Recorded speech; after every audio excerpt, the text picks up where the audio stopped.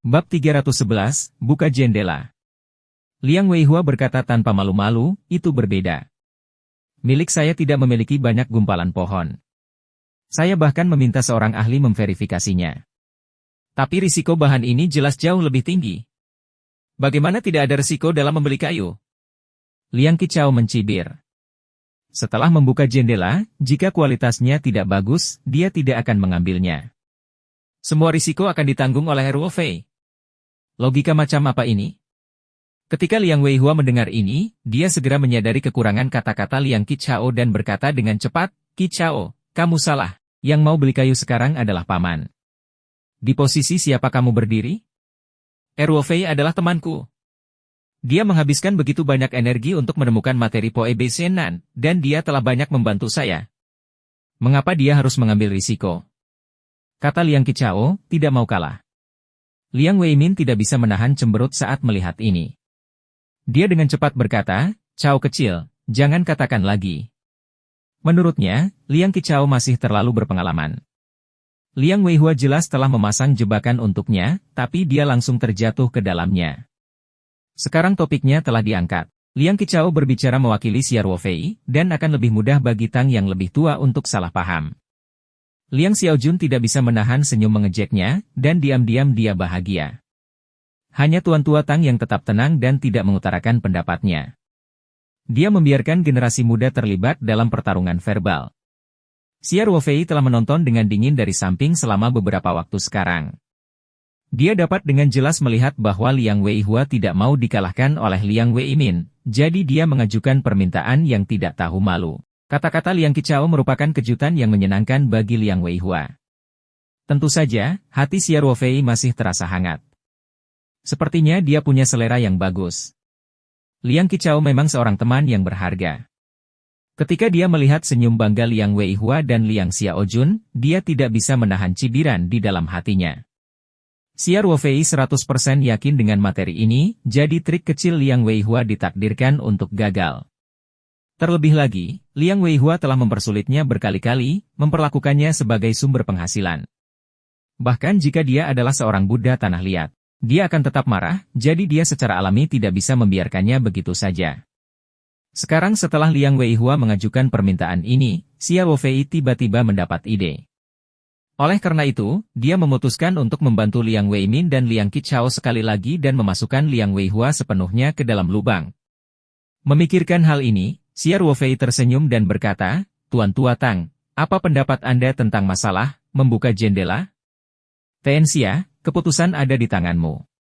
Penatua Tang terkekeh. "Tentu saja, meski Anda tidak ingin membuka jendela, saya akan tetap membeli bahan ini seharga 10 juta. Berdasarkan penampilannya saat ini, harganya sepadan." Kesan Xia Ruofei terhadap Tang yang lebih tua membaik. Tentu saja, dia tahu bahwa jumlah uang ini tidak berarti apa-apa di mata sesepuh ini. Sekalipun itu menarik perhatian, itu bukanlah masalah besar. Xia Ruofei menjawab tanpa ragu-ragu, "Saya selalu jujur ketika berbisnis. Karena seseorang menyarankan untuk membuka jendela, saya akan membukanya." Tapi, Xia Ruofei tiba-tiba mengganti topik dan melanjutkan, "Jika kualitas mobilnya tidak bagus, saya tidak akan mengatakan apapun jika Anda pergi begitu saja. Namun, jika kualitasnya jauh di luar imajinasi kita, maka harga 10 juta sangat tidak pantas." Penatua Tang tertawa dan berkata, "Anda sangat berterus terang, Tuan Xia. Namun, saya tidak suka memanfaatkan orang lain. Meskipun kualitas bahan ini sangat buruk, selama itu adalah Poe Bei Shenan, saya akan tetap membelinya seharga 10 juta. Jika kualitasnya sangat bagus, maka kami akan memberikan Anda sebanyak yang pantas Anda terima." "Paman, ini," Liang Weihua berkata dengan cepat. Menurut Penatua Tang, Xia Ruofei pada dasarnya tidak terkalahkan. Tidak peduli apa hasilnya, selama Poe Bei Shenan itu nyata, mereka bisa mendapatkan setidaknya 10 juta yuan. "Weihua, ini adalah keputusan terakhirku," kata Penatua Tang dengan acuh tak acuh. "Itu, Paman," Liang Weihua berkata dengan cepat. Ekspresinya sedikit tidak sedap dipandang, tapi dia memikirkannya lagi. Jika materinya buruk, itu berarti Liang Weimin dan putranya telah mengacaukan masalah ini, dan Tang yang lebih tua telah membuang-buang uang dengan sia-sia. Tujuannya untuk menekan Liang Weimin dan putranya akan tercapai. Memikirkan hal ini, suasana hati Liang Weihua membaik. Dia memutar matanya dan langsung berkata, "Paman, karena akulah yang menyarankan ini, aku juga akan menyatakan pendirianku. Jika kualitas bahan ini benar-benar bagus, maka saya akan membayar selisih ekstranya." Elder Tang hanya tersenyum tipis dan tidak mengatakan apapun. Mata Xia Ruofei berbinar dan dia segera berkata, "Kalau begitu sudah diputuskan." Xia Ruofei kemudian melihat ke arah Liang Weimin dan berkata, "Paman Liang, aku harus merepotkanmu untuk mengatur agar seorang master membawa peralatan dan membuka jendela untuk materi ini." "Tentu saja, tak masalah." Liang Weimin mengangguk. Liang Weimin membawa telepon ke pintu untuk menelepon tukang kayu, sementara Xia Ruofei tersenyum dan berkata, "Silakan duduk, Tuan Tua Tang. Saya harap Anda tidak keberatan karena gudangnya sedikit kumuh. Hanya ada 4 bangku plastik di unit penyimpanan, jadi Penatua Tang tidak keberatan." Dia tersenyum dan mengangguk terima kasih, mengambil bangku plastik dari Xia Ruofei. Kemudian, Xia Ruofei memberi masing-masing bangku plastik kepada Yuan Shan dan Liang Qichao. Tentu saja, Xia Ruofei menyimpan yang terakhir untuk dirinya sendiri. Adapun Liang Weihua dan yang lainnya, Xia Ruofei tidak bisa diganggu. Biarkan saja mereka berdiri. Mata dingin Liang Weihua menyapu Xia Ruofei. Dia tidak mengatakan apa-apa dan hanya berdiri diam di belakang Tang Tua dengan senyum dingin di wajahnya. "Aku tidak percaya anak ini beruntung sekali. HMPH. Itu pasti sampah." Liang Weihua berkata pada dirinya sendiri. Setelah menunggu lebih dari 10 menit, tukang kayu yang dihubungi Liang Weimin tiba dengan membawa peralatan tersebut. Dengan sangat cepat, semua orang berkumpul di sekitar material itu. Setelah berkonsultasi dengan Xia Ruofei dan Tetua Tang, tukang kayu segera menyambungkan pesawat listrik dan bersiap untuk mulai bekerja. Jika Penatua Tang ingin membeli bahan ini, dia harus mengangkutnya kembali untuk digunakan sebagai bahan yang tahan lama, jadi dia harus memastikan bahwa seluruh bahan itu masih utuh. Oleh karena itu, tukang kayu hanya membuang sebagian kulit kayunya saja. Kemudian menggunakan pesawat untuk memotong bahan tepinya sedikit demi sedikit. Tak lama kemudian, proporsi material inti, yang menempati 95% dari keseluruhan material, mendekati 95%. Dengan suara pesawat listrik, lapisan luar tipis dari Poebe Zenan dengan cepat terpotong, memperlihatkan inti dari Poebe Zenan, yang juga merupakan tempat penjualannya. Setelah intinya terungkap, tukang kayu menjadi lebih berhati-hati. Bagaimanapun, ini adalah bahan berharga yang terbuat dari kayu Poebe emas.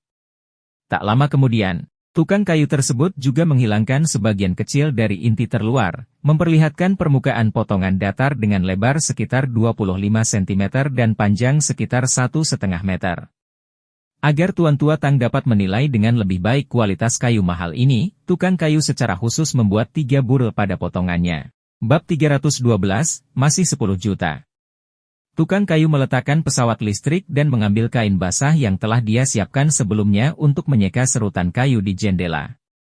Setelah berulang kali menyeka hingga bersih, dia mengeluarkan sebotol kecil pernis dari tasnya dan mengoleskan lapisan tipis secara merata dengan kuas. Karena hanya untuk menguji kualitas kayunya, maka tukang kayu tidak terlalu memperhatikannya. Setelah mengaplikasikan pernis tidak berwarna, dia mengeluarkan pengering rambut dan mengeringkan catnya. Kemudian, dia menunjuk ke arah Liang Weimin, mengemas peralatannya, dan pergi. Begitu tukang kayu itu pergi, Penatua Tang dan yang lainnya segera mengelilinginya. Liang Weimin dan Liang Weihua, yang mengikuti di belakang lelaki tua itu, merasa sangat gugup. Tentu saja keduanya mengharapkan hasil sebaliknya. Xia Ruofei tetap tenang. Dia bahkan tidak mengikuti mereka. Dia hanya duduk di bangku plastik dan tersenyum. Penatua Tang memimpin dan menjadi orang pertama yang mendekati kayu Poebe Zenan. Ketika matanya tertuju pada jendela material, lelaki tua yang berpengalaman itu tidak bisa menahan diri untuk tidak terkesiap dan mendesis. Liang Weimin dan Liang Weihua, yang mengikuti dari belakang, berdiri di sana dengan linglung, mulut mereka ternganga. Reaksi kerabat keluarga Liang serupa. Masing-masing dari mereka tercengang di tempat, wajah mereka dipenuhi rasa tidak percaya. Untuk sesaat, tidak ada seorang pun di gudang yang berbicara, hanya suara nafas yang berat. Yang menarik perhatian semua orang adalah pola padat di jendela. Pola-pola ini memancarkan sedikit cahaya keemasan di bawah cahaya, dan lingkaran cahaya emas ini akan berubah bentuk dan bayangan seiring dengan perubahan perspektif. Bercak pola emas memberi orang perasaan seperti mimpi. Kelas atas?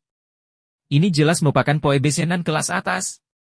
Semua orang berteriak dalam hati, dan cara mereka memandang potongan kayu ini menjadi agak berbeda.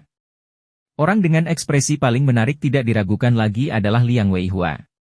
Dia juga terkejut dengan kualitas bahannya pada awalnya, tetapi kemudian dia sadar kembali dan menyadari apa artinya memiliki kualitas yang begitu baik. Wajahnya menjadi pucat. Mata Liang Xiaojun juga dipenuhi keengganan. Dia menatap material Golden Nannan, berharap api tiba-tiba jatuh dari langit dan membakar kayu ini menjadi abu. Tidak diragukan lagi bahwa bahan poebesenan ini jelas bukan palsu. Pola emas di dalamnya berkeping-keping, menandakan bahwa kualitas bahan ini sangat tinggi. Mungkin mustahil membelinya seharga 10 juta yuan.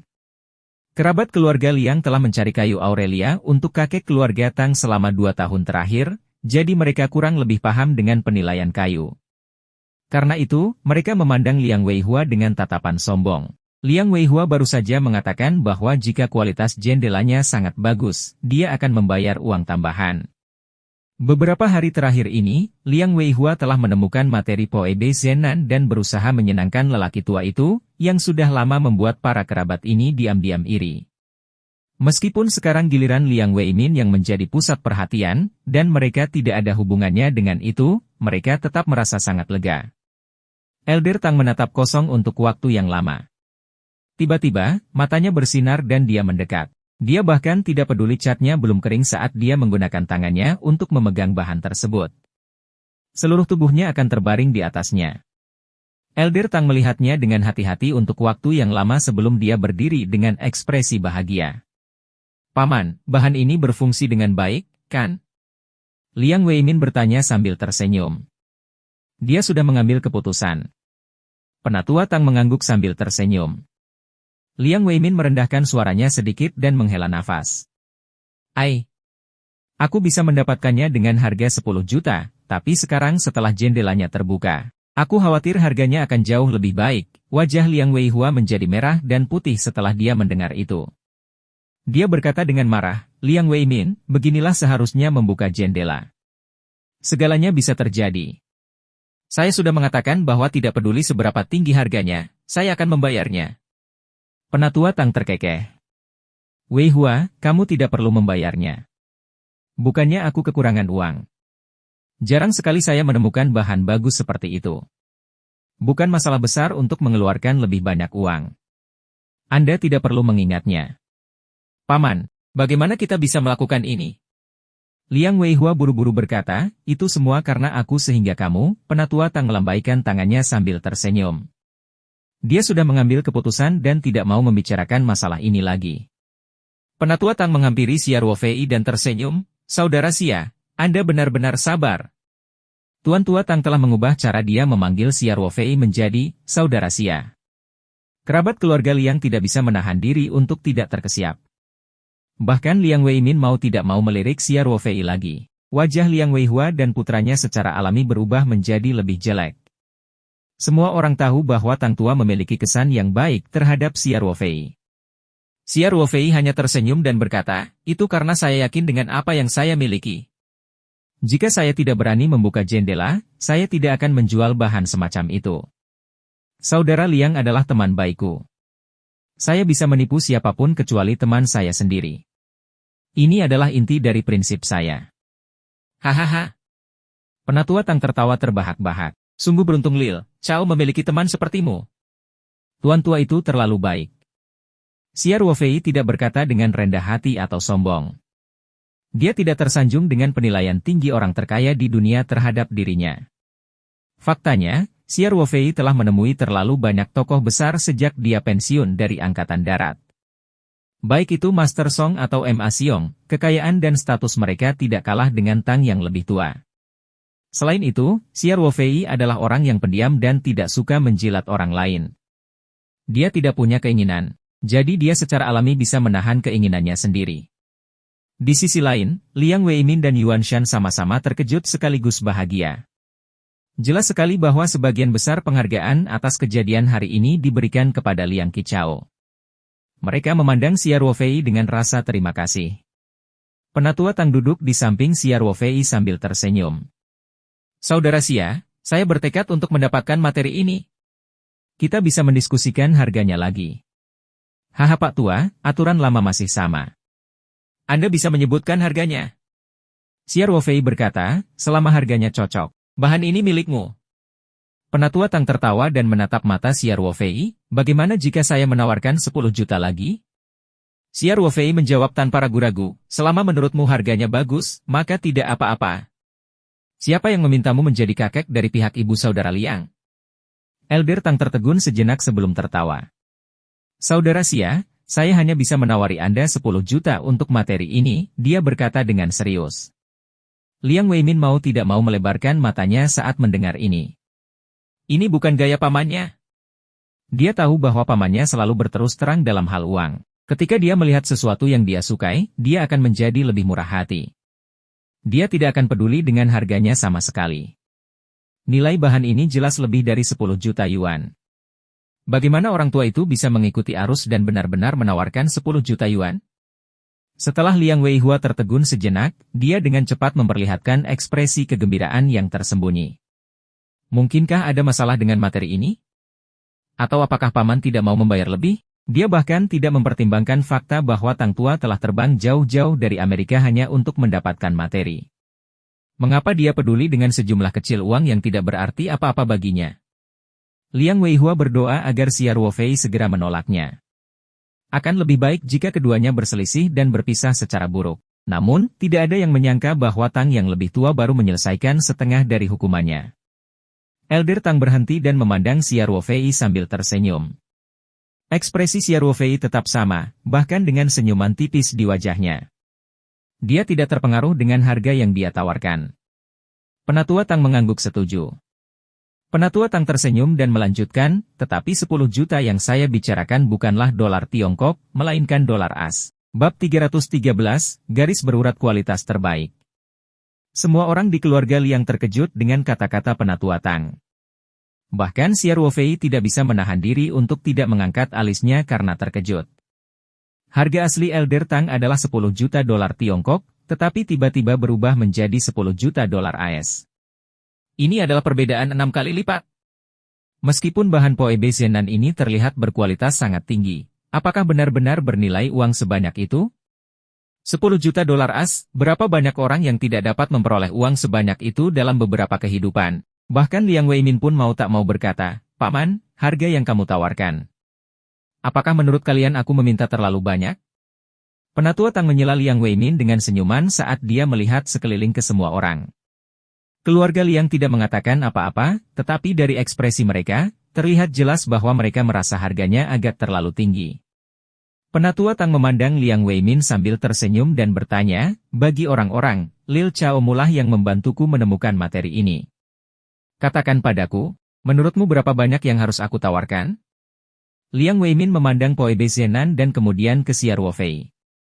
Terakhir, dia berkata, Paman, nanan emas Ruofei memang berkualitas tinggi dan dapat dianggap sebagai bahan lama kelas atas. Yang jarang adalah itu utuh. Namun meski begitu, menurut saya, 20 juta dolar Tiongkok seharusnya lebih tepat. Hehe, 20 juta. Elder Tang tersenyum. Demi rakyat, saya akan membayar 30 juta. Selama kualitasnya seperti ini, aku akan mengambil sebanyak yang kamu punya. Xia Ruofei berdiri dan tersenyum, Elder Tang. Sepertinya aku tidak sesederhana kelihatannya. Liang Weimin juga sadar kembali, dan dia segera bertanya, Paman, apakah ada yang lebih dari materi ini? Tolong beri saya beberapa petunjuk. Kerabat lain dari keluarga Liang juga memandang Tang yang lebih tua, berharap dia akan memberi mereka nasihat. Penatua Tang tersenyum dan berjalan menuju Poe Zenan. Dia menunjuk ke jendela dan bertanya, kalian pasti tahu kalau tekstur bahan ini sangat indah, bukan? Semua orang mengangguk setuju. Kalau begitu beritahu aku, pola macam apa ini? Elder Tang tidak terburu-buru menjawab pertanyaan semua orang. Sebaliknya, dia malah mengajukan pertanyaan sebagai balasannya. Liang Weimin berkata dengan ragu, Paman, itu pasti karena riak air. Pada saat ini, kerabat lain dari keluarga Liang mengerutkan kening dan berkata, saya pikir ini mirip dengan Yingzi, faktanya, apakah itu riak air yang disebutkan Liang Weimin atau empedu yang disebutkan orang lain? Fakta bahwa mereka muncul di Poebe Zenan sudah sangat berharga.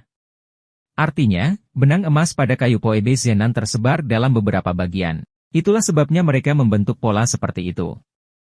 Jika tidak, hanya akan ada sedikit benang emas. Namun, baik riak air maupun empedu tidak cukup untuk meningkatkan nilai material ini lebih dari 6 kali lipat. Penatua Tang tersenyum tipis dan berkata, kalian berdua cukup dekat, tetapi tidak satu pun dari kalian yang benar. Paman, ini, tanya Liang Weimin. Penatua Tang menunjuk pola pada bahan tersebut dan berkata, pertama-tama, ini jelas bukan tumor. Tumor terbentuk oleh lesi. Namun nanmu ini sangat sehat saat tumbuh dan tidak ada lesi sama sekali. Selama Anda melihatnya dengan cermat, Anda akan tahu bahwa ini semua adalah pembuluh darah yang terbentuk secara alami. Penatua Tang melanjutkan, pada kenyataannya, ini sudah menjadi pola awan. Meski terlihat seperti riak air, namun teksturnya lebih kecil dibandingkan riak air. Ini seperti awan, sangat tidak beraturan. Lihat posisi ini, bukankah terlihat seperti kilat dan guntur? Liang Weimin dan yang lainnya melihat ke tempat yang ditunjuk oleh Tuan Tua Tang. Setelah melihat dengan cermat, mereka semua mengangguk. Bahan bermotif awan jauh lebih berharga daripada bahan bermotif air.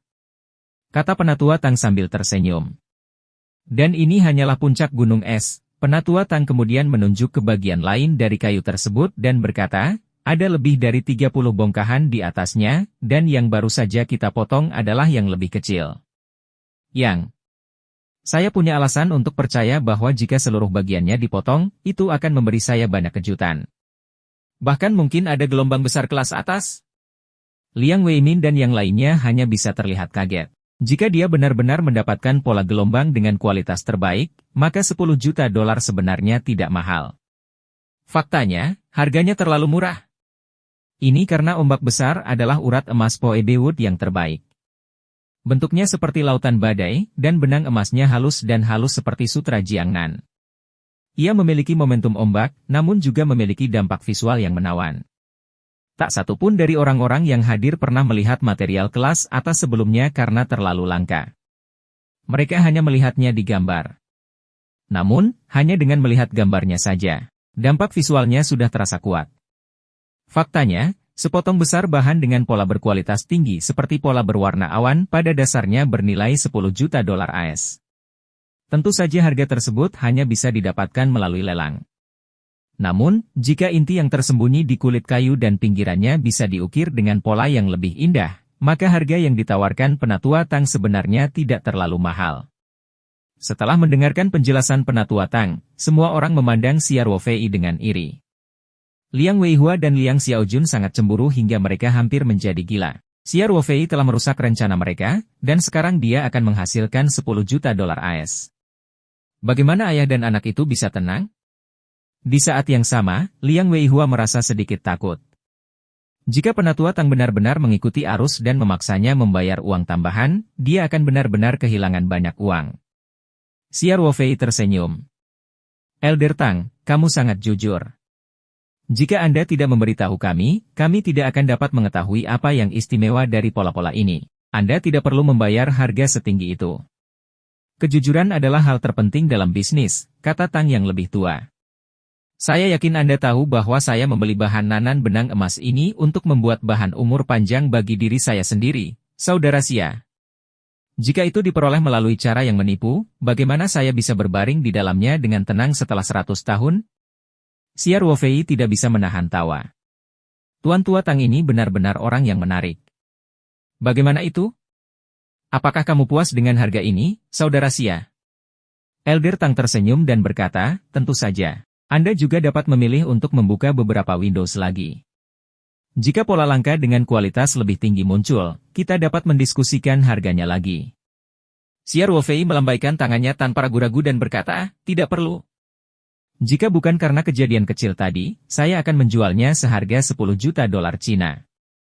Sudah sangat bagus bahwa saya bisa mendapatkan 6 kali lipat jumlahnya, seseorang harus puas dengan apa yang mereka miliki.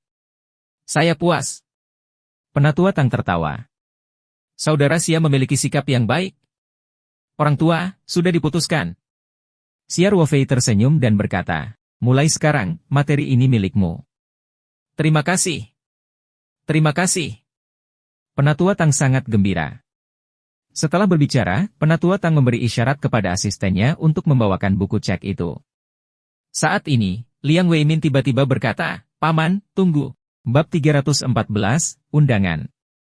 Liang Weimin berkata, Paman, keping emas Nanan ini adalah hadiah kecil dari keluarga kami untukmu. Anda tidak dapat membayarnya. Aku sudah menyiapkannya. 10 juta dolar as itu banyak. Itu setara dengan lebih dari 60 juta dolar Tiongkok. Liang Weimin agak kesulitan mengambil begitu banyak uang secara tiba-tiba. Namun, industri real estate sangat menguntungkan dalam beberapa tahun terakhir, jadi mengeluarkan uang ini bukanlah masalah besar.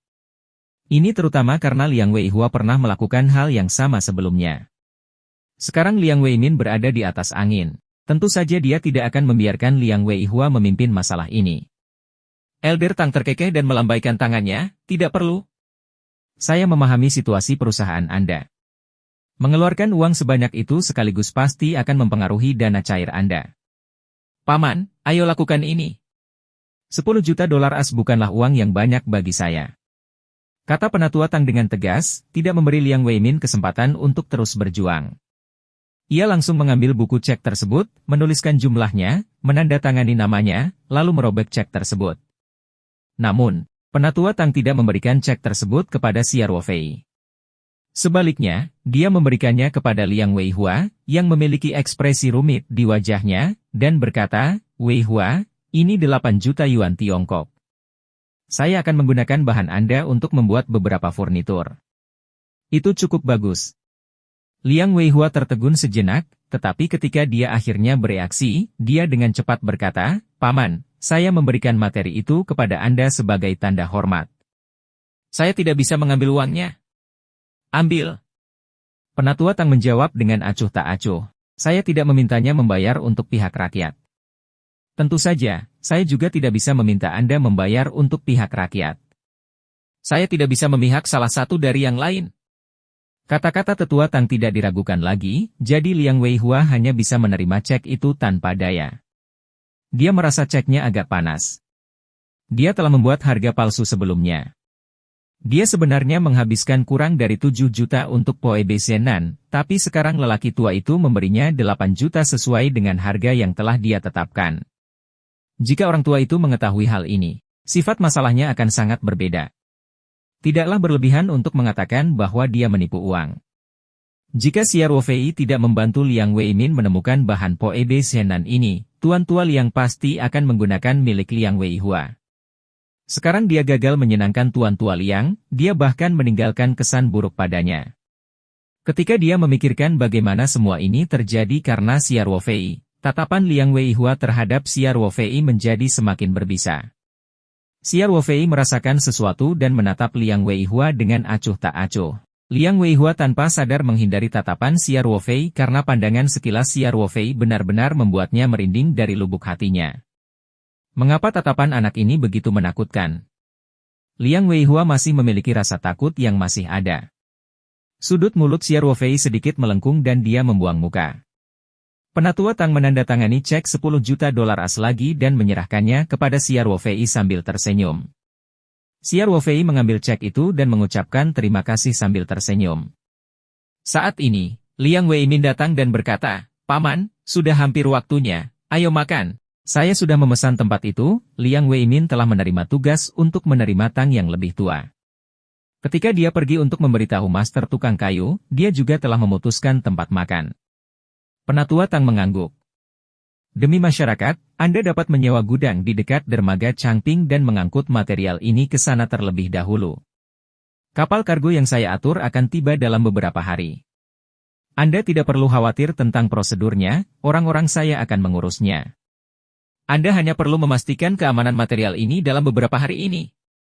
Jangan khawatir, Paman, saya pasti akan mengirimkan lebih banyak orang yang mampu. Tidak akan ada masalah, kata Liang Weimin. Dia kemudian menambahkan, saya akan menyuruh Cao kecil berjaga di sana 24/7. Liang Weimin tentu saja ingin memberikan lebih banyak poin kepada putranya yang berharga, tetapi wajah Liang Qichao langsung berubah menjadi pahit saat mendengarnya.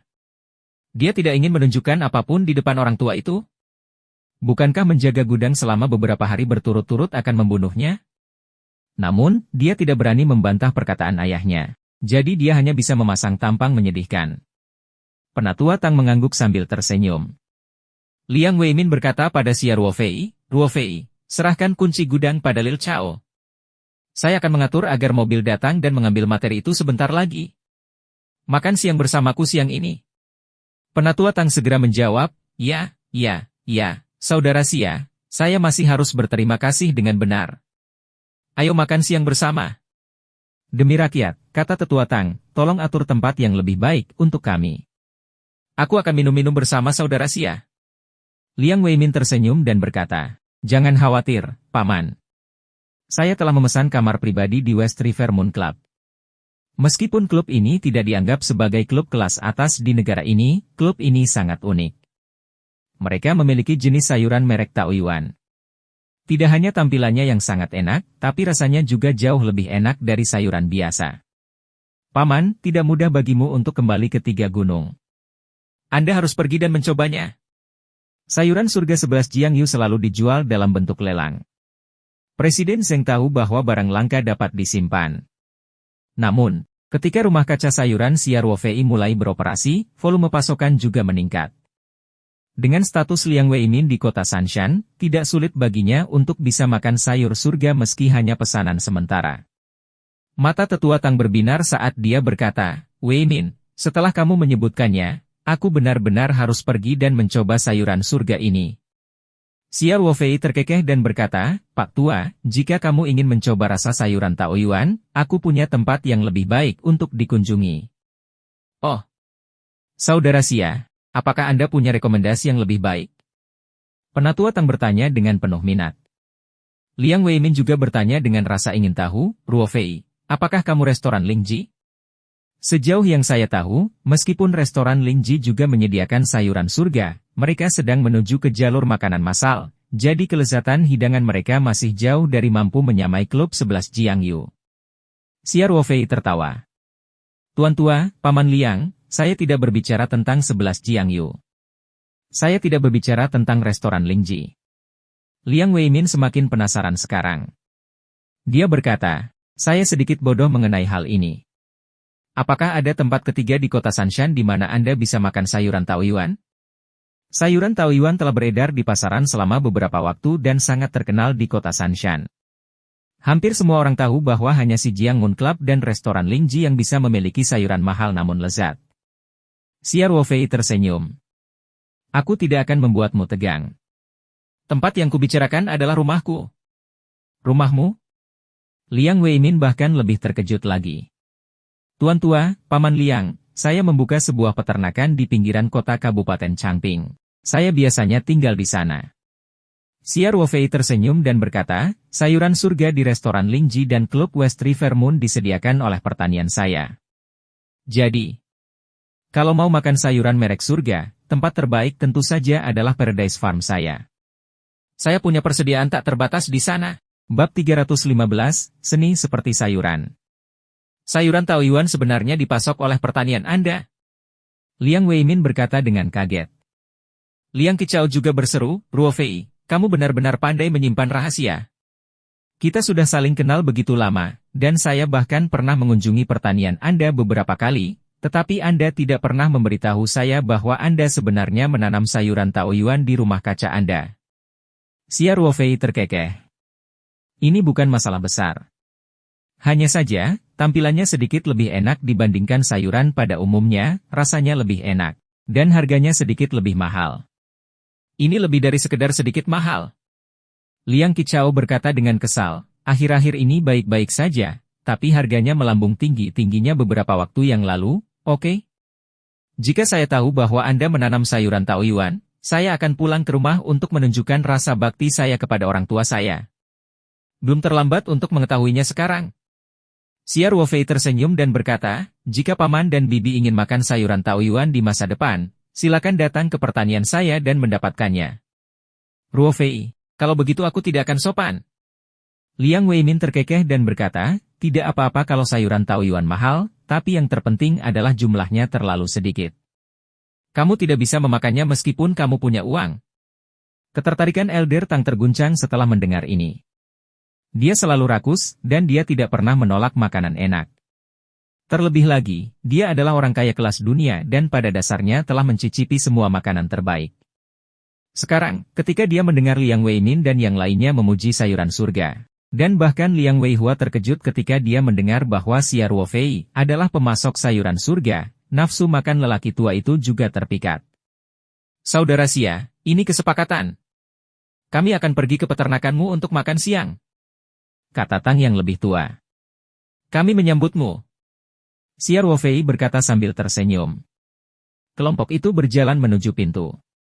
Suasana hati Liang Weihua agak suram, dan dia berkata langsung, Paman, aku sedang tidak enak badan, jadi aku tidak akan bisa menemanimu makan siang. Penatua Tang terkekeh dan mengangguk. Dia tampaknya tidak merasa tidak senang dengan perilaku Liang Weihua hari ini. Namun, Liang Weihua mengetahui dengan jelas bahwa lelaki tua itu telah lama berkultivasi ke alam di mana dia tidak dapat menunjukkan emosinya. Kejadian hari ini sedikit banyak akan meninggalkan kesan buruk pada Pak Tua itu. Memikirkan hal ini, kebencian Liang Weihua terhadap Xia Ruofei semakin kuat. Keluarga Liang Weihua yang terdiri dari 3 orang mengucapkan selamat tinggal dan pergi. Kerabat lain dari keluarga Liang juga dengan bijaksana mengucapkan selamat tinggal. Jika mereka berada di klub 11 Jiangyu, mereka pasti tidak akan melepaskan kesempatan untuk berhubungan dekat dengan lelaki tua itu dan pasti akan pergi bersamanya. Namun, sekarang Xia Ruofei telah mengundang Tuan Tua Liang. Tidak peduli seberapa tebal berkulit mereka terlalu malu untuk pergi dan ikut bersenang-senang. Liang Qichao juga terpaksa tinggal di belakang untuk mengatur pengangkutan material Poebe Zhenan, jadi hanya Liang Weihua dan Yuan Shan yang tersisa untuk menemani Tang yang lebih tua. Xia Ruofei memimpin dengan truk pick-up sementara Liang Weimin mengemudikan Mercedes-Benz. Penatua Tang dan Yuan Shan berada di dalam mobil sementara asisten Penatua Tang dan 2 pengawalnya mengendarai mobil lain dan mengikuti di belakang. Tak lama kemudian, ketiga mobil itu tiba di pertanian Taoyuan. Xia Ruofei menghentikan mobilnya di gudang. Elder Tang dan yang lainnya keluar dari mobil. Lelaki tua itu memandangi pertanian yang ditata dengan indah dan tidak bisa menahan diri untuk tidak berseru kagum. Dia menghirup udara segar dalam-dalam dan berkata, Saudara Xia, tempat Anda ini benar-benar sesuai dengan namanya. Ini seperti surga. Tuan tua, kamu terlalu baik. Xia Ruofei tersenyum dan berkata, rumah kaca ini menanam semuanya, alam dan polusi sayuran kebun persik gratis. Xia Ruofei kemudian mengundang Tang yang lebih tua untuk melihatnya. Penatua Tang tentu saja setuju. Liang Weimin dan istrinya sangat penasaran dengan pertanian sayuran di surga dan mengikutinya dari dekat. Xia Ruofei memimpin kelompok itu ke rumah kaca sayuran. Cao Tieshu dan para pekerjanya tidak ada di dalam gudang ini. Ada beberapa gudang panjang seperti ini di pertanian Taoyuan, dan sekarang Cao Tieshu sedang sibuk dengan para pekerja di gudang lain. Oleh karena itu, Xia Ruofei secara pribadi menjelaskan kepada Tang yang lebih tua. Kenyataannya, Tang tua terpesona saat dia melangkah ke rumah kaca di dekat deretan sayuran segar dan hijau. Rumah kaca dipenuhi kubis dan baru saja disiram secara otomatis.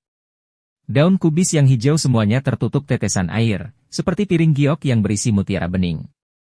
Itu adalah pemandangan yang enak dipandang. Saudara Xia, saya semakin tertarik dengan sayuran surga Anda. Penatua Tang berkata, kubis ini seperti sebuah karya seni. Sulit membayangkan bagaimana tampilannya saat disajikan di atas meja. Xia Ruofei tersenyum. Hari ini, saya akan memasak meja yang penuh dengan hidangan untuk lelaki tua, paman, dan bibi. Bagaimana kalau menggunakan semua bahan dari pertanian Taoyuan kita? Saya sangat menantikannya. Tuan tua Tang tertawa.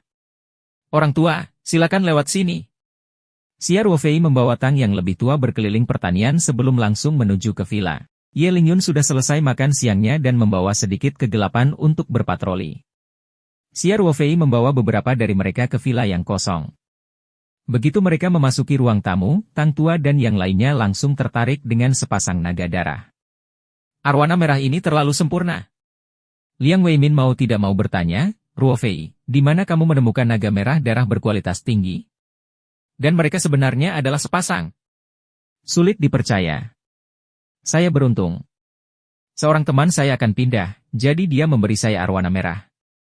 Xiao Ruofei tersenyum. Setelah itu, Xiao Ruofei membuatkan teh untuk mereka bertiga dan meminta mereka membantu diri mereka sendiri. Dia kemudian pergi ke dapur untuk menyiapkan makan siang. Xiao Ruofei telah menyimpan beberapa sayuran dan buah-buahan di sela-selanya. Ini semua diproduksi di dalam ruang sela dan kualitasnya lebih baik daripada sayuran di luar rumah kaca. Setelah Xiao Ruofei memasuki dapur, dia segera menghubungi sela dengan pikirannya dan mengeluarkan setumpuk besar bahan. Selain sayuran dan buah-buahan, Xiao Ruofei juga menggunakan kekuatan ruang tak kasat mata untuk mengeluarkan 2 ikan besar. Kemudian, dia mulai sibuk di dapur.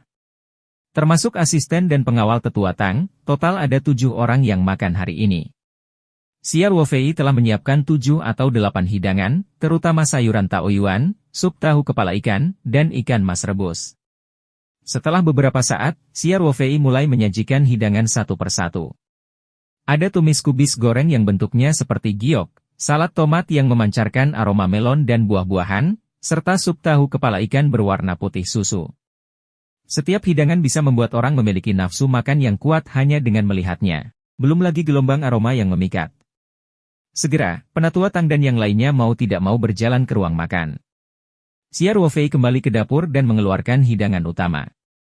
Selain nasi, ia juga menyiapkan sepiring besar pangsit isi daging babi dan kubis. Kubis diproduksi secara alami di alam.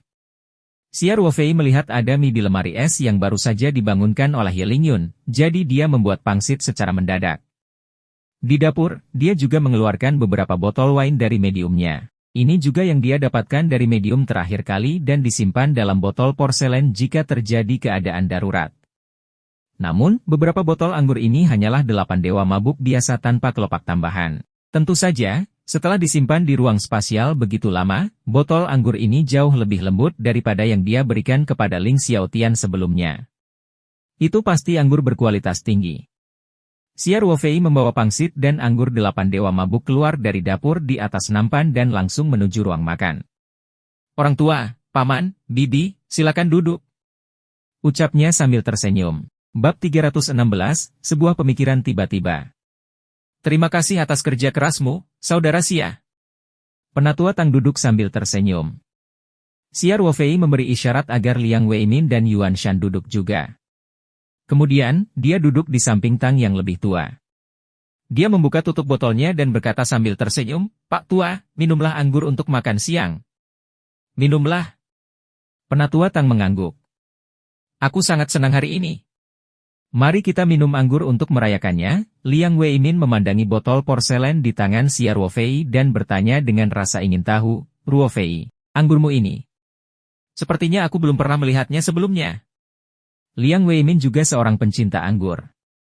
Dengan kekayaan bersihnya yang mencapai ratusan juta, dia telah melihat semua jenis anggur yang enak. Namun, dia belum pernah melihat anggur di tangan Xiao Ruofei, jadi dia sedikit penasaran. Ini anggur putih buatanku. Silakan cicipi. Xiao Ruofei tersenyum. Saat ini, Xiao Ruofei telah membuka botolnya dan aroma anggur yang kuat memenuhi restoran. Anggur ini harum sekali. Bahkan Yuan Shan, yang tidak banyak minum, tidak bisa menahan diri untuk tidak mendengus dan berkata dengan heran. Mata Tuan Tua Tang dan Liang Weimin berbinar. Keduanya adalah ahli di bidang anggur. Hanya dengan mencium aroma anggur, mereka tahu bahwa sebotol anggur di tangan Xiao Ruofei tidaklah sederhana. Xiao Ruofei secara pribadi menuangkan anggur untuk Tuan Tua Liang, Liang Weimin, dan istrinya. Kemudian, dia mengangkat gelasnya dan berkata, Pak Tua, Paman, Bibi, selamat datang di peternakan. Ayo pergi dulu. Bersulang. Bersulang. Selain Yuan Shan, yang hanya memiliki sedikit rasa, ketiga pria itu mengangkat kepala dan meminum anggur sekaligus. Setelah meminum anggur, Tang Tua dan Liang Weimin sama-sama tercengang. Kemudian, mereka berteriak serempak, anggur yang enak. Ruofei, anggur ini manis dan kaya dengan sisa rasa yang lama. Ini anggur yang sangat enak. Liang Weimin berkata, bertahun-tahun aku mabuk di Maotai tidak bisa dibandingkan dengan ini. Saudara Xia, Kamu benar-benar membuatku melihatmu dari sudut pandang baru. Penatua Tang juga memuji. Saya benar-benar terkesan karena bisa menanam sayur-sayuran yang begitu lezat dan menyeduh anggur yang harum. Tuan tua, kamu terlalu baik. Siar Wofei terkekeh sambil mengisi gelas semua orang. Ayo, ayo, ayo. Jangan hanya minum. Cobalah makananku. Penatua Tang melihat sayuran Taoyuan yang indah dan segera mengambil sumpitnya. Dia mengambil beberapa potong kubis dan memasukkannya ke dalam mulutnya. Dia mengunyah beberapa kali dan matanya berbinar. Pantas saja sayur surga begitu terkenal. Rasa kubis ini enak banget. Renyah dan manis, dan aroma sayurannya sendiri sangat kuat. Liang Weimin dan Yuan Shan sama-sama pernah makan sayuran Taoyuan sebelumnya, tetapi setelah mereka mencoba makanan Siar Wofei, mereka masih terlihat menikmatinya. Ruofei, masakanmu sepertinya lebih enak daripada sayuran Taoyuan yang aku makan di West River Moon Club, kata Yuan Shan. Sepertinya keterampilan memasak saudara Xia tidak buruk.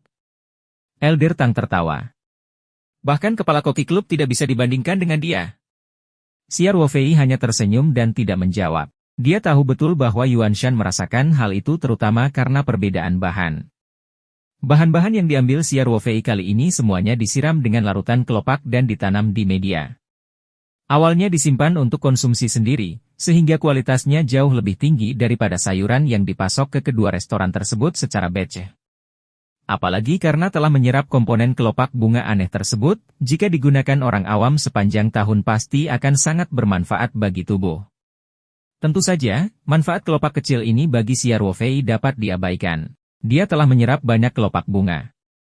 Setelah itu, mereka bertiga mencoba hidangan lainnya. Tentu saja, mereka semua memuji, terutama untuk Tang Tua, yang baru pertama kali makan sayuran Taoyuan. Dia melahap makanannya dan bahkan tidak repot-repot meminum anggur berkualitas di depannya. Setelah makan beberapa suap dan beberapa pangsit, Tang Tua menghela nafas, "Saudara Xia, sayuran surga Anda benar-benar memberi saya kejutan besar.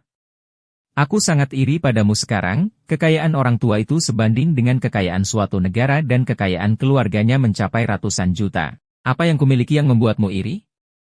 Siar Wofei bertanya sambil tersenyum. Anda memiliki pertanian kecil sendiri, menghadap ke laut setiap hari, dengan santai dan tanpa beban. Anda juga bisa makan makanan lezat dan minum anggur berkualitas terbaik kapan saja. Bahkan para dewa pun tidak mau menukar kehidupan seperti itu. Penatua Tang menghela nafas. Kalau begitu, silakan sering-sering mengunjungi kami, Pak Tua. Siar Wofei tersenyum. Gerbang pertanian Taoyuan selalu terbuka untukmu. Saya akan kembali ke Amerika Serikat beberapa hari lagi. Elder Tang tersenyum pahit. Orang-orang di dunia bisnis tidak bisa berbuat sesuka mereka. Aku sudah sangat tua, dan aku harus membuat pengaturan jauh sebelumnya jika aku ingin pulang menemuimu. Saya harus menghitung jadwal saya dan menangani banyak hal setelah saya kembali. Saya harus menghasilkan uang setiap hari, dan kehidupan seperti ini sebenarnya cukup membosankan. Siar Wofei tersenyum. Orang tua, kamu harus melatih penerusnya sesegera mungkin. Lalu, kamu bisa menjalani kehidupan santai yang kamu inginkan. Ekspresi Liang Weimin dan Yuan Shan sedikit berubah, dan mata mereka menunjukkan sedikit antisipasi dan kegugupan. Elder Tang tidak memperhatikan ekspresi mereka. Dia tersenyum dan mengangguk pada Siar Wofei. Yap. Seiring bertambahnya usia, dia merasa ada banyak hal yang tidak dapat dia lakukan dengan hatinya. Saya juga ingin melihat apakah ada junior yang berprestasi di keluarga, jadi saya akan membawa mereka kembali ke Amerika untuk melatih mereka. Ketika Liang Weimin mendengar ini, dia mengumpulkan keberaniannya dan bertanya, "Paman, kamu lihat. Cao kecil kita." Penatua Tang memandang Liang Weimin dengan setengah tersenyumlah dan berkata, "Untuk rakyat." Kesalehan anak Cao kecil patut dipuji. Bisa dibilang dia telah melakukan yang terbaik untuk urusanku kali ini. Saat mata Liang Weimin berbinar gembira, Tuan Tua Tang tiba-tiba mengubah topik pembicaraan dan berkata, "Tapi menurutku Cao kecil sepertinya tidak tertarik untuk berkembang di dunia bisnis." "Paman, Cao kecil masih muda dan hatinya belum tenang, belum?" Liang Weimin dengan cepat berkata, "Jika kamu bisa membawanya ke sisimu dan mengajarinya, saya yakin dia akan berubah secara bertahap." Elder Tang tersenyum acuh tak acuh dan tidak menjawab Liang Weimin secara langsung. Hal ini membuat Liang Weimin merasa sedikit kecewa. Dia dan Yuan Shan saling memandang dan melihat sedikit rasa frustrasi di mata satu sama lain. Jika Liang Qichao sedikit lebih positif, berdasarkan kinerjanya dalam mencari Poe Bei Zenan, ada kemungkinan besar dia akan disukai oleh Tang yang lebih tua. Namun, Liang Qichao sama sekali tidak ingin pergi ke Amerika Serikat. Penatua Tang berpikir sejenak dan tiba-tiba berkata kepada Xia Ruofei, "Saudara Xia, saya punya saran. Anda dapat mempertimbangkannya. Tolong bicara, Pak Tua. Ini adalah materi Poe Bei Zenan hari ini. Saya ingin tahu apakah Anda tertarik dengan cara berdagang yang lain?" Penatua Tang berkata, "Saya membeli sebuah peternakan di Australia, namun saya belum benar-benar merawatnya. Jika Anda tertarik, saya dapat memberi Anda 40% saham untuk mengimbangi 10 juta dolar AS. Bab 317, Pertanian Berkualitas Super. Sebuah peternakan? Mendengar ini, Xia Ruofei juga sedikit terkejut dengan pemikiran aneh Tuan Tua Tang. Liang Weimin yang pertama bereaksi. Dia berkata dengan terkejut, "Paman, apakah yang kamu bicarakan tentang peternakan besar di Hunter Valley di New South Wales?" Penatua Tang tersenyum dan mengangguk. Dia memandang Xia Ruofei dan berkata, "Bagaimana? Saudara Xia, maukah Anda mempertimbangkannya?" Xia Ruofei melihat reaksi Liang Weimin dan bertanya dengan rasa ingin tahu, "Paman Liang, apakah pertanian tetua Tang sangat terkenal?" Liang Weimin masih shock. Dia memandang Xia Ruofei dan berkata dengan ekspresi yang rumit, "Ruofei, peternakan pading yang dibeli pamannya terletak di Hunter Valley di New South Wales, Australia. Ini memiliki luas lebih dari 6.000 hektar. Paman menghabiskan 45 juta dolar Australia untuk membelinya. Setelah itu, ia menginvestasikan banyak uang untuk merenovasi fasilitas pertanian, memperbaiki padang rumput, dan sebagainya. Total biayanya melebihi 50 juta dolar Australia." Xia Ruofei terkejut. Penatua Tang mengatakannya dengan santai seolah-olah itu adalah kesepakatan bisnis yang bernilai beberapa ratus dolar. Xia Ruofei mengira bahwa pertanian yang dibicarakan oleh tetua Tang adalah pertanian berukuran kecil atau sedang. Dia tidak menyangka akan sebesar ini. Xia Ruofei dengan cepat menghitung dalam hatinya. 50 juta dolar Australia hampir setara dengan 38 juta dolar AS. Orang tua itu langsung menawarinya 40% saham. Itu bukan 10 juta dolar AS tapi 15 juta dolar AS. Xia Ruofei memaksakan senyum dan berkata kepada Tuan Tua Tang, "Pak Tua, kamu benar-benar murah hati. Namun, berdasarkan jumlah investasi yang Anda investasikan, Anda akan menderita kerugian besar jika memberi saya 40% sahamnya." Elder Tang tertawa dengan acuh tak acuh, tidak, saya tidak kalah sama sekali. Saudara Xia, 40% sahamnya hanya sekitar 15 juta dolar AS. Selain 10 juta dolar AS ini, sisa 5 juta dapat dianggap sebagai investasi Anda. Fakta bahwa Anda dapat menanam sayuran seperti itu dan menghasilkan anggur berkualitas tinggi pasti bernilai 5 juta dolar AS. Penatua Tang berhenti sejenak, lalu melanjutkan dengan nada menggoda, "Saudara Xia, pertanian saya di Australia adalah pertanian komprehensif berkualitas tinggi, dan semua lahan subur dekat dengan sumber air. Kita tidak hanya bisa mengembangkan penanaman, tapi kita juga bisa melakukan peternakan.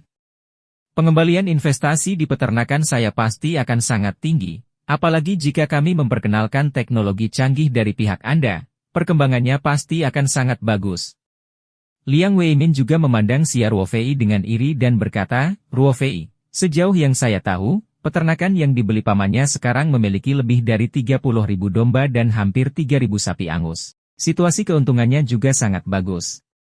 Xia Ruofei berpikir sejenak dan berkata, "Pak Tua, terima kasih atas cintamu, tapi ini masalah besar, dan saya tidak bisa mengambil keputusan dalam waktu singkat. Tolong beri saya waktu untuk memikirkannya." Faktanya, selain jumlah investasinya yang relatif besar, yang membuat Xia Ruofei sedikit ragu, dia lebih mementingkan masalah penguasaan saham.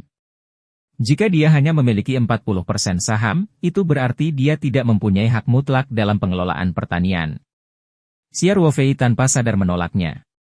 Penatua Tang menganggukkan kepalanya dan menjawab, "Tidak masalah. Saudara Xia, Anda dapat meluangkan waktu untuk pergi ke Australia. Saya akan mengatur seseorang untuk membawa Anda mensurvei tempat itu, dan Anda akan tahu betapa cocoknya investasi ini." "Baiklah." Xia Ruofei mengangguk dan berkata, "Saya akan memikirkannya." Setelah itu, mereka tidak membicarakan topik ini lagi. Mereka membicarakan berbagai macam hal. Hampir semua hidangan lezat di atas meja telah dimakan, dan ketiga pria itu meminum hampir 3 kati anggur putih bersama-sama. Dapat dikatakan bahwa tuan rumah dan tamu sedang bersenang-senang. Setelah makan, Tang Tua dan yang lainnya mengucapkan selamat tinggal dan pergi. Sebelum dia pergi, Penatua Tang sekali lagi mengemukakan masalah investasi di sebuah pertanian. Dia mendesak Xiao Ruofei untuk mempertimbangkan sarannya dengan hati-hati. Xiao Ruofei secara alami tersenyum dan mengangguk setuju. Setelah mengantar Tang Tua dan yang lainnya, Xiao Ruofei membersihkan meja dan langsung naik ke kamarnya. Saran Penatua Tang benar-benar menyentuh hati Xiao Ruofei. Dia tidak tahu apa-apa tentang peternakan di Australia, jadi setelah dia kembali ke kamarnya, dia menyalakan komputernya dan mencari informasi. Xiao Ruofei bahkan lebih terkesan dengan kemurahan hati Penatua Tang. Australia sangat luas dan berpenduduk sedikit, dan sumber daya lahannya kaya. Ada banyak peternakan besar dan kecil yang dijual, dengan harga berkisar antara puluhan ribu hingga puluhan juta dolar Australia. Penatua Tang telah menghabiskan 45 juta dolar Australia untuk membeli lahan pertanian seluas lebih dari 6.000 hektar. Harga satuannya cukup mahal. Hal ini juga berarti bahwa lokasi geografis peternakan, kapasitas persatuan luas, fasilitas perangkat keras, dan hal-hal lain harus menjadi prioritas utama. Banyak faktor yang mempengaruhi harga pertanian di Australia, salah satunya adalah jarak dari kota besar seperti Sydney dan Melbourne. Misalnya, sebuah peternakan yang berjarak 250 km dari Melbourne akan menelan biaya 3 juta dolar Australia, sedangkan sebuah peternakan yang berjarak 500 km dengan kondisi serupa mungkin hanya menelan biaya 4 hingga 500 ribu dolar Australia. Selain itu, pemerintah juga telah mengatur secara ketat daya dukung ternak persatuan luas di berbagai tingkat peternakan, dari selatan ke utara, dari timur ke barat. Berdasarkan perbedaan curah hujan dan kondisi pasokan rumput air, diputuskan bahwa peternakan dapat memelihara 2 ekor sapi per hektar hingga 1 sapi per 200 hektar. Jika melebihi batas maka akan dicurigai sebagai penganiayaan hewan dan akan langsung didenda oleh pemerintah. Menurut Liang Weimin, peternakan Tuan Tua Tang memiliki 30.000 domba dan 3.000 sapi angus. Artinya tanahnya sangat subur, padang rumput serta sumber air semuanya sangat bagus. Semakin banyak dia membaca, semakin tergoda Xiao Ruofei. Itu adalah lahan pertanian seluas 6.000 hektar. Semua tanah di Australia mempunyai hak milik permanen dan dapat diwarisi oleh generasi mendatang. Ada pepatah yang mengatakan, angin bisa masuk, hujan bisa masuk, tapi raja tidak bisa. Kepemilikan tanah oleh pemilik pertanian adalah sakral dan tidak dapat diganggu-gugat.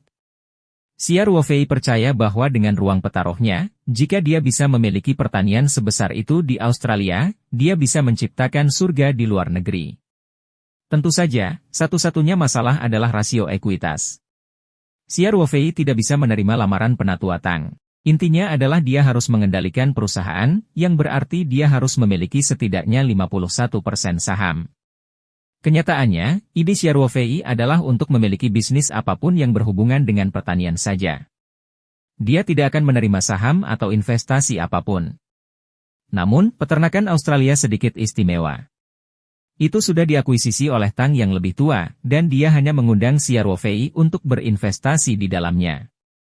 Di satu sisi, hal ini disebabkan oleh godaan akan pertanian luar negeri yang berkualitas. Di sisi lain, ini adalah masalah proporsi ekuitas. Xiao Ruofei menghabiskan 2 hari dengan ragu-ragu tetapi masih tidak bisa memikirkan cara untuk mendapatkan yang terbaik dari kedua dunia. Penatua Tang tidak akan lama berada di Tiongkok. Xiao Ruofei tahu bahwa dia harus mengambil keputusan secepat mungkin. Saat Xiao Ruofei sedang sakit kepala karena ranting zaitun yang diberikan oleh Penatua Tang kepadanya, dia tiba-tiba menerima telepon dari orang lain. Bab 318, Bantuan Penatua Song. ID penelepon menunjukkan bahwa itu adalah nomor telepon rumah lokal. Xiao Ruofei mengambilnya dan berkata, "Halo, siapa ini?" Suara manajer Lu datang dari telepon, "Xia, ketua ingin berbicara dengan Anda. Silakan tunggu beberapa saat." "Oh baiklah." Xiao Ruofei berkata dengan cepat. Jantungnya berdetak kencang. Dalam keadaan normal, Penatua Song akan menyampaikan pesannya melalui manajer Lu. Mungkinkah sesuatu yang besar telah terjadi?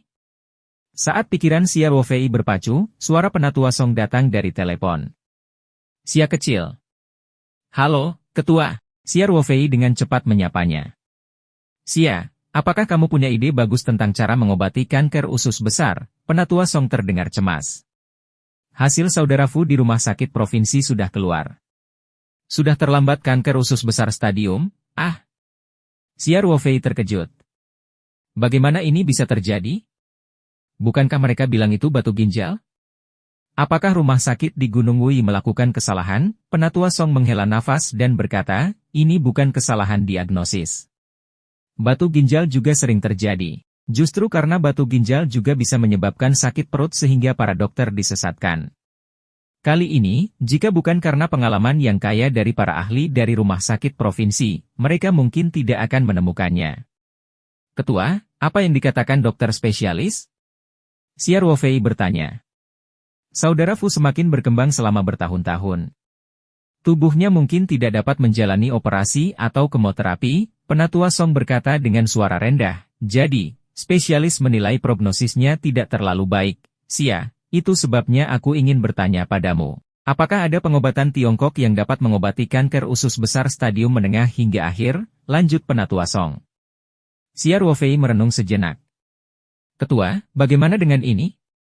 Saya akan pergi dan memeriksa Tuan Liang tua dulu. Oh iya. Dia di rumah sakit atau di Guling? Saudara Fu sudah berada di halaman Guling. Dia belum tahu tentang kondisinya, Penatua Song berkata, terima kasih atas kerja kerasmu, Xia kecil. Penatua Song tidak terkejut karena Xia Ruofei tidak segera memberinya jawaban. Meskipun Xia Ruofei berhasil menyembuhkan kanker hatinya, Li Sifu telah didiagnosis menderita kanker usus besar.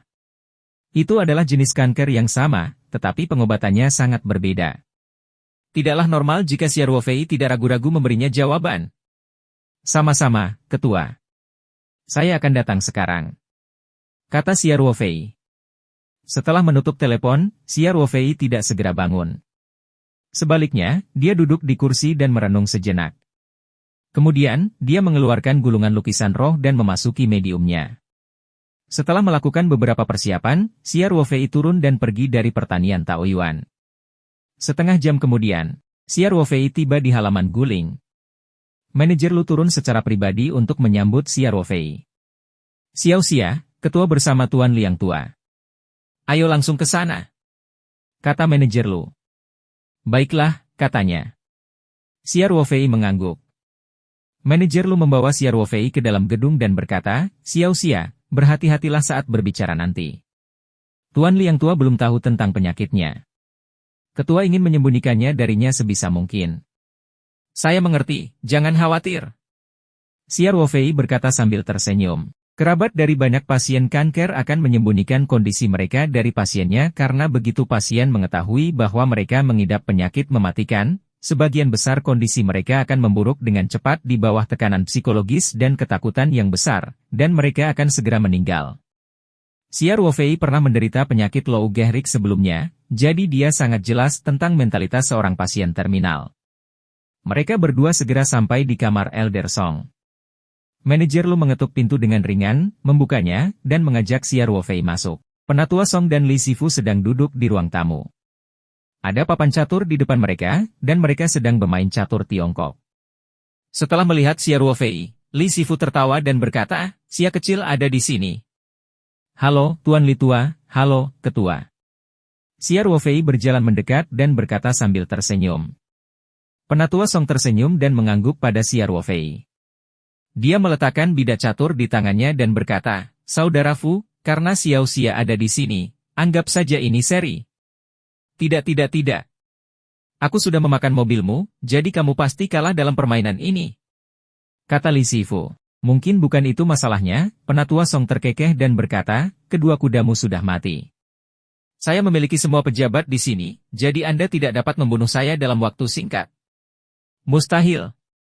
Kamu sudah lama kehilangan kekuatan untuk melawan. Li Sifu berteriak. Baiklah, Penatua Song tersenyum pahit, maka kamu memenangkan permainan ini.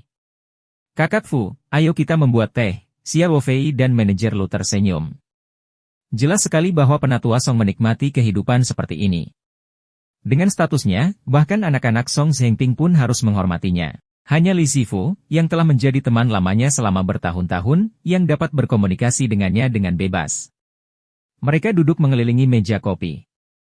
Li Zifu mengeluarkan beberapa daun teh dan bersiap membuat teh. Penatua Song menghentikannya dan berkata, "Saudara Fu, biarkan Xiao Lu membuat teh." Li Zifu melihat Penatua Song dengan ekspresi bingung. Penatua Song terkekeh.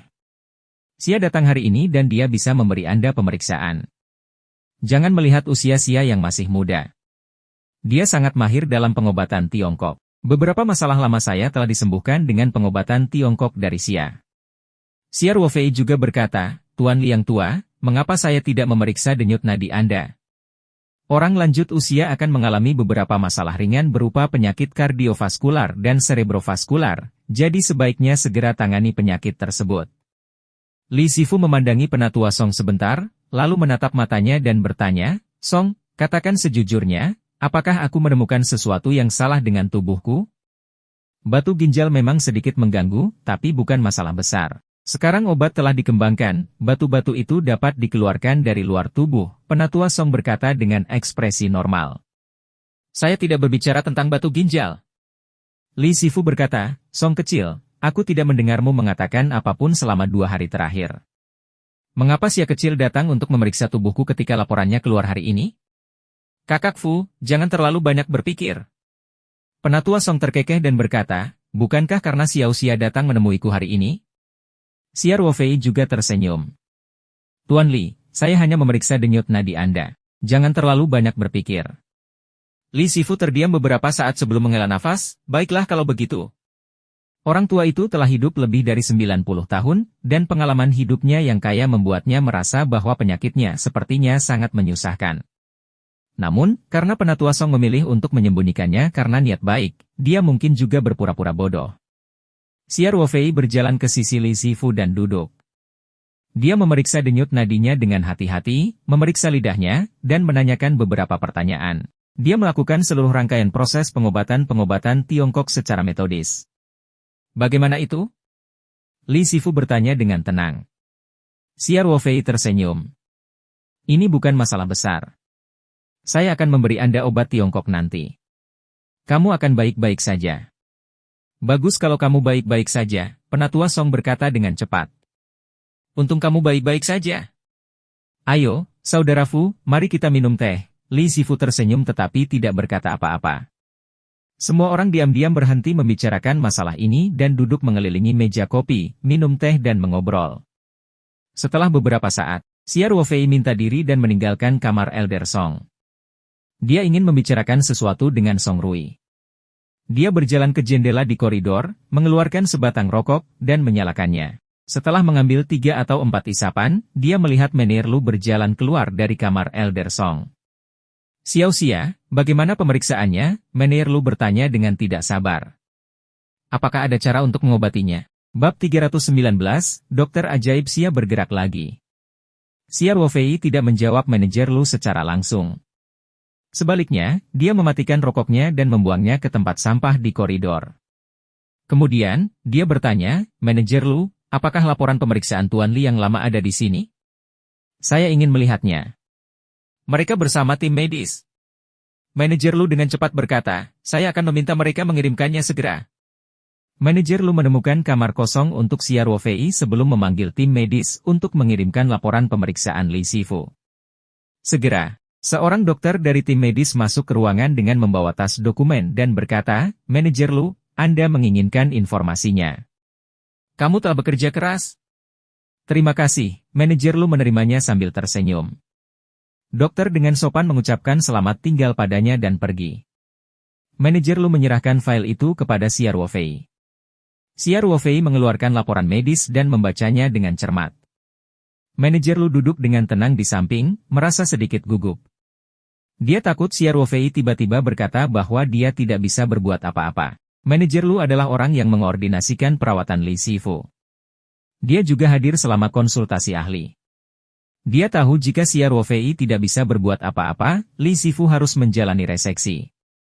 Namun menurut para ahli, tingkat keberhasilan operasi tersebut cukup rendah. Xia Ruofei membaca rekam medis dengan sangat lambat, terutama opini konsultasi ahli dan laporan biopsi. Dia membacanya kata demi kata. Tentu saja, Xiao Wei tidak hanya berpura-pura. Dia ingin mengetahui seberapa serius kondisi Li Zifu melalui laporan pemeriksaan pengobatan barat sehingga dia dapat mengontrol kecepatan seluruh pengobatan. Dia tidak khawatir dia tidak akan mampu menyembuhkan Li Zifu. Dia khawatir jika dia tidak mengontrol ritme dengan baik dan membiarkan Li Zifu pulih terlalu cepat, hal itu akan dengan mudah menimbulkan kecurigaan. Di mata manajer Lu, Xiao Wei secara alami berpikir keras tentang metode pengobatan, jadi dia sangat diam. Bahkan nafasnya tertahan, karena takut mengganggu Xiao Wei. Hanya ketika Xiao Wei dengan lembut meletakkan laporan pemeriksaan dan melihat ke atas, manajer Lu bertanya dengan cemas, "Xia kecil, bagaimana kabarnya? Apakah ada cara?" Manajer Lu, jika pengobatan barat tidak memiliki rencana pengobatan yang baik, saya dapat mencobanya. Xiao Wei berkata, tapi saran pribadi saya adalah jika pengobatan barat lebih percaya diri, yang terbaik adalah mengobatinya dengan pengobatan barat. Bagaimanapun, saya hanya bisa mengatakan bahwa saya akan mencobanya. Saya tidak bisa menjamin apapun. Sejujurnya, Xiao Wei tidak ingin terlalu sering mengobati penyakit mematikan pada orang lain. Namun, Panatua Song telah meminta bantuannya kali ini, jadi dia tidak bisa menolak. Namun, dia tetap berharap untuk tidak ikut campur. Jika pengobatan barat bisa berhasil, dia tidak perlu melakukan apapun. Saya mengerti. Situasi saat ini adalah para ahli medis di provinsi tersebut agak tidak berdaya. Manajer Lu berkata, justru karena mereka tidak percaya diri maka kepala desa meminta bantuan Anda. Xiao Wei mengangguk dan berkata, saya mengerti. Manajer Lu, saya akan memikirkan resepnya. Terima kasih banyak, Xia. Manajer Lu sangat gembira. Xia, kata manajer Lu buru-buru, kamu dapat beristirahat di ruangan ini sebentar dan memikirkan rencana perawatannya. Aku tidak akan mengganggumu lagi. Xiao Wei tersenyum dan mengangguk. Setelah manajer Lu pergi, Xiao Wei mengeluarkan ponselnya dan mencari resep obat Tiongkok untuk kanker usus besar. Internet sudah sangat maju saat ini. Xiao Wei menemukan banyak resep dengan sangat cepat. Sejak dia menyerap banyak kelopak bunga aneh, kebugaran fisiknya tidak hanya meningkat pesat, tetapi ingatannya juga meningkat pesat. Selain itu, resep ini tidak terlalu rumit, sehingga pada dasarnya dia dapat mengingatnya setelah membacanya 2 kali. Xiao Wei membandingkan informasi yang dia temukan melalui saluran online yang berbeda, berharap menemukan 2 atau 3 resep yang lebih matang dan dapat diandalkan. Meskipun pengobatan penyakitnya oleh Xiao Wei terutama didasarkan pada efek kelopak bunga aneh, resep terbaik adalah mengobati gejala yang tepat. Setidaknya, hal itu tidak menimbulkan efek buruk. Saat Xiao Wei telah menyelesaikan resepnya, dia mendengar ketukan di pintu. Silakan masuk. Xiao Wei berkata dengan keras. Pintu didorong terbuka. Xiao Wei mendongak dan melihat Panatua Song dan manajer Lu masuk. Dia segera meletakkan ponselnya dan berdiri untuk menyambut mereka. Ketua, mengapa Anda datang ke sini secara pribadi? Jika ada sesuatu yang Anda butuhkan, minta saja manajer Lu untuk menelepon saya. Kata Xiao Wei. Panatua Song melambaikan tangannya. Tidak perlu memikirkan formalitas ini. Xia, aku sudah mendengar semuanya dari Xiao Lu. Terima kasih. Sama-sama, Ketua. Xiao Wei tersenyum dan berkata, saya akan melakukan yang terbaik. Anda tidak perlu merasakan tekanan apapun. Tidak ada yang akan menyalahkanmu tidak peduli efektif atau tidaknya pengobatannya, ucap Panatua Song sambil mengangguk. Xia, apa keputusanmu tentang rencana perawatannya? Panatua Song bertanya. Resepnya pada dasarnya sudah tetap untuk saat ini, tapi efektif atau tidaknya tergantung situasi setelah minum obat. Xiao Wei berkata dengan hati-hati. Panatua Song mengangguk dan berkata, jika kamu butuh sesuatu, katakan saja pada Xiao Lu. Kami akan melakukan yang terbaik untuk bekerja sama dan memastikannya. Untuk saat ini, saya hanya perlu menyiapkan ramuan obat yang saya butuhkan. Saya akan menulis daftar untuk manajer Lu. Xiao Wei berkata, juga. Perawatan ini akan memakan waktu lama. Saya berharap Pak Li yang tua bisa tinggal di pertanian saya. Dengan cara ini, saya dapat mengamati kondisinya kapan saja dan menyesuaikan rencana pengobatan pada waktunya. Selain itu, Tuan Liang Tua dapat mengubah lingkungannya. Alasan lainnya adalah Xia Ruofei takut akan masalah. Dia harus menyiapkan pengobatan Tiongkok setiap hari pada tahap awal.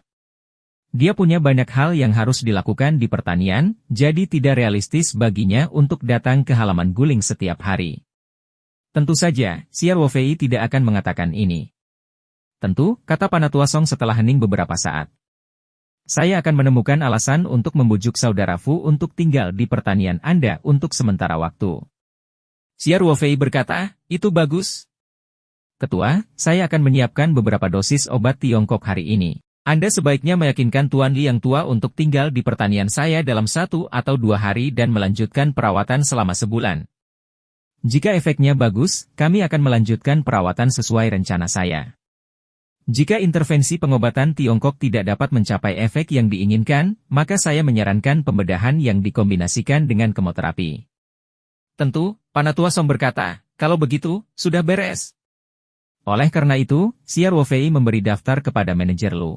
Ada ruang pengobatan Tiongkok di halaman guling dan tanaman obat yang disimpan di dalamnya cukup lengkap. Dengan sangat cepat, manajer Lu menyiapkan ramuan obat sesuai dengan kebutuhan. Xia Ruofei mengunci pintu dan jendela dan secara pribadi menyeduh obat Tiongkok. Dia juga mengeluarkan larutan kelopak bunga yang diencerkan dari ruang petaroh dan mencampurkannya ke dalam sup obat. Kemudian, dia menyimpan jumlahnya untuk pertama kali dan membagi sisanya menjadi 3 bagian. Dia memasukkannya ke dalam kantong obat yang tertutup rapat dan meminta manajer Lu untuk menyimpannya di lemari es. Kemudian, Xia Ruofei mengucapkan selamat tinggal dan meninggalkan halaman guling. Bab 320, 2 syarat.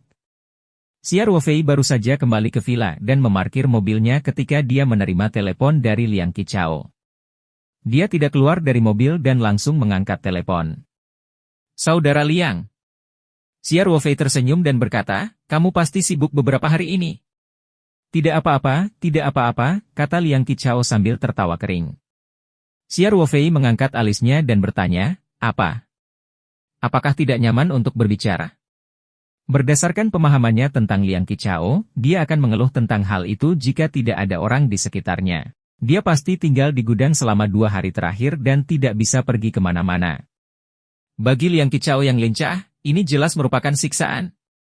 Benar saja, Liang Qichao berkata, Ruofei, tunggu. Sepupu kakek ingin berbicara denganmu. Xia Ruofei tertawa. Jadi, dia bersama Tang yang lebih tua. Pantas saja Liang Qichao tidak berani mengeluh. Saudara Xia, saya pergi terburu-buru hari itu dan tidak punya waktu untuk bertukar informasi kontak dengan Anda. Penatua Tang terkekeh. Saya bersama Lil Chao, jadi saya memintanya untuk menelepon Anda. Apa aku mengganggumu? Aku tidak akan melakukannya. Kata Xia Ruofei sambil menguji airnya. Orang tua, apakah ada sesuatu yang kamu butuhkan? Masih sama seperti terakhir kali. Saya akan kembali ke Amerika dalam 1 atau 2 hari. Sudahkah Anda mempertimbangkan masalah pertanian Australia? Penatua Tang bertanya. Xia Ruofei tersenyum pahit dan berkata, Pak Tua, saya sudah memikirkannya dengan cermat 2 hari ini. Aku khawatir aku harus mengecewakan niat baikmu. Oh, apakah nyaman bagimu untuk memberitahuku alasannya? Penatua Tang bertanya dengan tenang. Sebenarnya, saya sudah memeriksa peternakan Anda. Ini memang aset yang sangat bagus.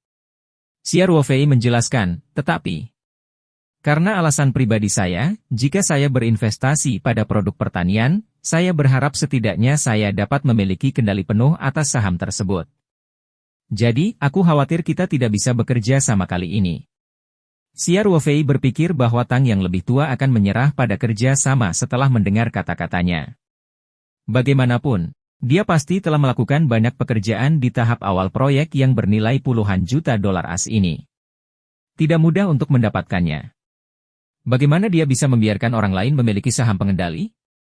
Yang mengejutkannya, Tetua Tang hanya tertawa dan berkata, Saudara Xia, jika Anda ingin mengendalikan pertanian Australia saya, 10 juta dolar Amerika tidaklah cukup. Xia Ruofei tertegun sejenak. Mungkinkah masih ada ruang negosiasi meski ingin menguasai saham? Aku tahu itu, Pak Tua, katanya cepat, dan aku tidak bisa mendapatkan uang sebanyak itu untuk saat ini. Jika Anda bersedia menyerahkan saham pengendali, Anda bisa memberi saya harga, dan saya bisa memikirkan cara untuk mengumpulkan uang. Selain itu, Anda tidak harus menggunakan teknologi yang Anda sebutkan untuk menukarkan 5 juta dolar AS, tidak perlu terburu-buru untuk mendapatkan uang, kata tetua Tang acuh tak acuh. Hanya saja. Bolehkah saya tahu alasan mengapa Anda bersikeras untuk mengendalikan saham? Xia Ruofei sedikit malu saat berkata, orang tua, saya sangat yakin dengan rangkaian produk pertanian merek surga saya, dan saya sangat menghargai merek ini. Jadi kalau saya berinvestasi di industri produk pertanian, saya berharap bisa punya kendali mutlak. Dengan begitu, ide dan strategi pengembangan peternakan bisa terlaksana sesuai keinginan saya sendiri. Saya tidak ingin perkembangan brand salah jalan dan mempengaruhi brand image karena alasan yang tidak bisa saya kendalikan. Tentu saja, bukan berarti aku tidak mempercayaimu, kamu tidak perlu menjelaskannya, aku mengerti. Penatua Tang terkekeh, tidak marah sama sekali. Bukan tidak mungkin jika Anda ingin mengendalikan pertanian, faktanya. Pertanian di Australia tidak sepenting yang dipikirkan Xia Ruofei bagi Penatua Tang. Puluhan juta dolar mungkin merupakan jumlah yang besar bagi Xia Ruofei, tetapi bagi Tang yang lebih tua, itu bukanlah setetes air dalam ember. Setidaknya jumlahnya kecil. Kenyataannya, alasan mengapa Tang yang lebih tua membeli pertanian Australia kurang lebih untuk bersenang-senang. Dia telah membeli banyak industri di seluruh dunia, dan dia jarang memperhatikannya bahkan setelah 1 atau 2 tahun. Peternakan di Australia ini juga sama. Setelah Tang tua memperoleh pertanian tersebut, dia mempercayakannya kepada tim profesional untuk dikelola. Di mata Penatua Tang, keberadaan pertanian ini hanyalah tempat yang baik untuk dikunjungi selama liburan tahunannya. Selain itu, karena kecintaan Tuan Tua Tang terhadap pacuan kuda, peternakan ini kebetulan memiliki jalur padang rumput sepanjang 1.800 meter, jalur segala cuaca, kolam renang untuk kuda, tempat latihan kuda yang dapat menampung 80 kuda sekaligus, dan fasilitas lainnya. Ini bisa membantunya mengembangkan pacuan kuda berkualitas tinggi. Mengenai kemampuan pertanian untuk tumbuh dan berkembang biak, Penatua Tang tidak terlalu mempedulikannya. Baru setelah dia mengunjungi pertanian Xia Ruofei 2 hari yang lalu dan mencicipi sayuran Taoyuan, dia tiba-tiba berpikir untuk bekerja sama dengan Xia Ruofei untuk menjalankan pertanian. Itulah sebabnya Penatua Tang tidak langsung menolak tawaran Xia Ruofei ketika dia mendengar bahwa syarat kerja sama tersebut adalah memiliki kendali mutlak atas perusahaan. Xia Ruofei memahami maksud tetua Tang dan dengan cepat berkata, Pak Tua, jika saya dapat memiliki lebih dari 50% saham, saya dapat berinvestasi sesuai dengan nilai pertanian saat ini. Saya tidak punya cukup uang saat ini, tetapi saya harus bisa memikirkan caranya. Xia Ruofei mempertimbangkan untuk meminjam sejumlah uang dari Ma Xiong. Dengan reputasinya, tidak masalah meminjam 10 juta dolar Amerika dari Ma Xiong. Selain 10 juta dolar Amerika yang ia dapatkan dari penjualan Poebe Zhenan 2 hari lalu, ia memiliki total 20 juta dolar Amerika. Dia tidak akan kesulitan memiliki lebih dari 50% saham. Penatua Tang berkata dengan serius, Xiao Xia, saya sudah mengatakan bahwa uang itu tidak penting. Selama Anda menyetujui 2 syarat saya mengizinkan Anda memegang 51% saham. Anda tidak perlu mengeluarkan 1 sen pun. Anda hanya perlu berinvestasi 10 juta dolar. Perbedaannya dapat dikurangi dari dividen di masa depan. Xia Ruofei tercengang saat mendengar ini. Ada hal yang bagus? Ini bukan hanya beberapa ratus dolar, ini adalah bisnis yang bernilai puluhan juta dolar. Dia menenangkan diri dan berkata dengan rasional, Pak Tua, beritahu saya kondisimu dulu. Sebenarnya, kedua syarat ini seharusnya tidak terlalu sulit bagimu, kata Tang Tua sambil tersenyum. Syarat pertama adalah saya dapat menjamin bahwa saya tidak akan mengganggu pengelolaan pertanian, tetapi Anda juga harus menjamin bahwa sayuran surga Anda akan diperkenalkan ke pertanian di Australia dan akan berhasil dibudidayakan. Dalam hal penanaman sayuran, pertanian di Australia harus sinkron dengan pertanian dalam negeri. Artinya, ketika peternakan dalam negeri meluncurkan varietas baru, mereka juga harus memperkenalkannya ke peternakan Australia sesegera mungkin. Xia Ruofei tersenyum dan berkata, tidak masalah. Jika saya menjadi pemegang saham utama pertanian, tentu saja saya harus mempertimbangkan kepentingan pertanian yang menguntungkan kedua belah pihak. Orang tua, ceritakan padaku tentang kondisi keduamu. Xia Ruofei melanjutkan,